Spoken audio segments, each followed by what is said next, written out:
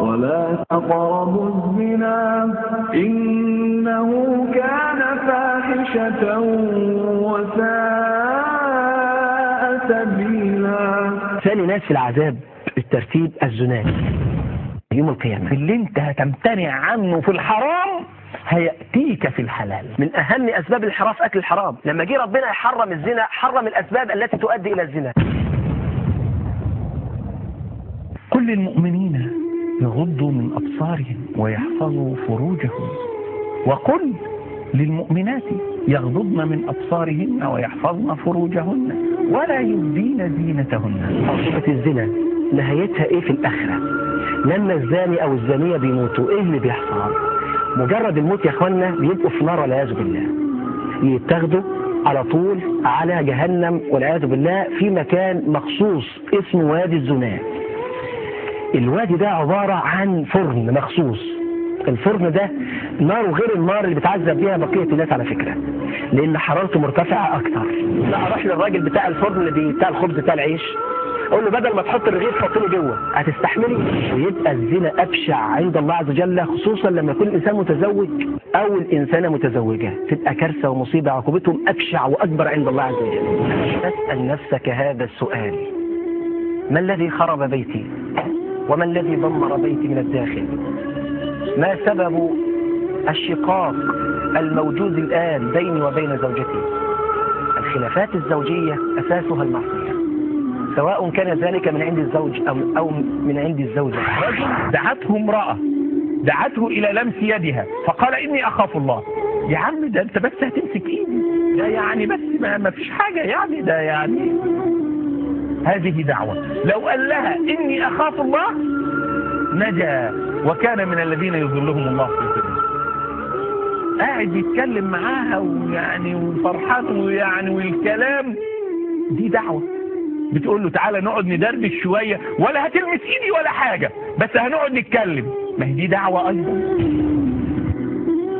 الواحدة الست لما تمشي في الشارع وهي متزينة ومحترمة ما قلناش حاجة، لكن يعني على سنة 10، ما هي دي دعوة. ما انت ماشية في الشارع بتقول لهم تعالوا بصولي. انت ما قلتيش بلسانك وما قلتيش بنيتك، ومش في نيتك ابدا ان هم يبصولي، لكن واقع الحال الفعل بتاعك بيقول ايه؟ الفعل بتاعك بيؤدي الى ايه؟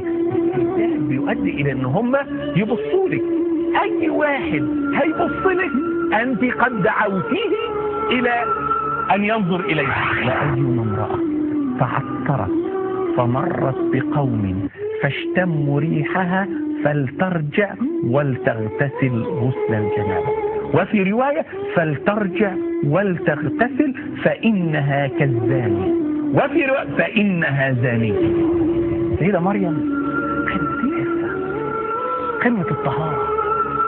إذا كان ربنا عز وجل في القرآن ضرب لنا بالمثل بالمرأة التي تدعو رجل وتساومه وتراوده، ضرب لنا مثل برضه بامرأة في منتهى العفة. أن يكون لي ولم يمسسني بشر ولم أكن بغية. خلي بالك سيدة مريم بتقول لم يمسسني بشر، كوني مريم هذا.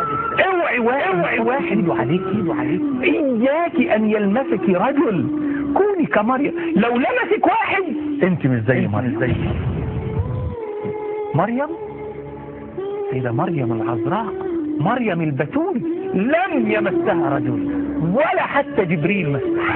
كعب امرأة، كعب واحد الشافعي بص عليه والكعب ده عجبه نساه العلم. يا خبر ابيض، كم كعب بنشوفه يا جماعة؟ ده احنا ما بنشوفش كعوب، ده احنا بنشوف كل حاجة. الحبوب بعض الدكاترة للأسف الشديد، يضف إلى ذلك بقى الاختلاط، أضف إلى ذلك البشاعة اللي احنا بنشوفها في الأفلام والفيديو كليب والحاجات دي كلها، المجلات، الجرائد، كل الحاجات اللي هي تثير شهوة الإنسان والعياذ بالله، وتقول للناس خدوا منهجكم مش من القرآن والسنة، لا من الأفلام. والأفلام زي ما انتم شايفين كلها عبارة عن حب. أنا لا أعلم زمانا قد انتشرت فيه فتن الشهوات وكثرت فيه فتن الشبهات كهذا الزمان. يصبح الرجل مؤمنا ويمسي، يعني في نفس اليوم في نفس الليلة، ويمسي كافرا، يا الله، ويمسي مؤمنا ويصبح، تمضي عليه ليلة واحدة، ويمسي مؤمنا ويصبح كافرا. ليه؟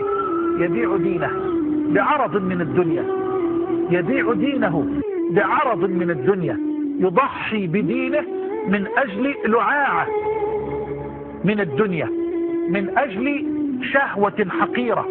عندنا كمسلمين ثروة لا يمكن حد يمتلك زيها إلا إذا بقى مسلم. ثروة دي اسمها القيم والأخلاق والمبادئ. أعدائنا أول حاجة يعملوها لنا عشان يخلعوا يشيلوا من جوانا القيم والأخلاق والمبادئ، بدأوا بتجارة الجنس. وبدأت تجارة الجنس بالروايات، بدأوا يكتبوا روايات، مجرد الرجل أو المرأة أو الشاب أو الفتاة ما يقرأ الرواية ديت يا يهيم ويعيش في اللذة والشهوة، بل إن البعض ممكن إن هو يصار لدرجة يعني رهيبة من مجرد القراءة.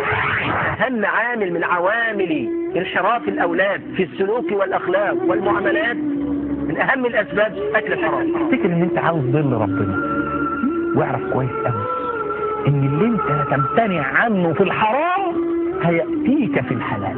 ولا يسلم القلب حتى يسلم من 5 أشياء: من شرك يناقض التوحيد، ومن بدعة تناقض السنة، ومن غفلة تناقض الذكر، ومن شهوة تناقض الأمر، ومن هوى يناقض الإخلاص. لا يسلم القلب أبدا إلا إذا سلم من هذه الأمور.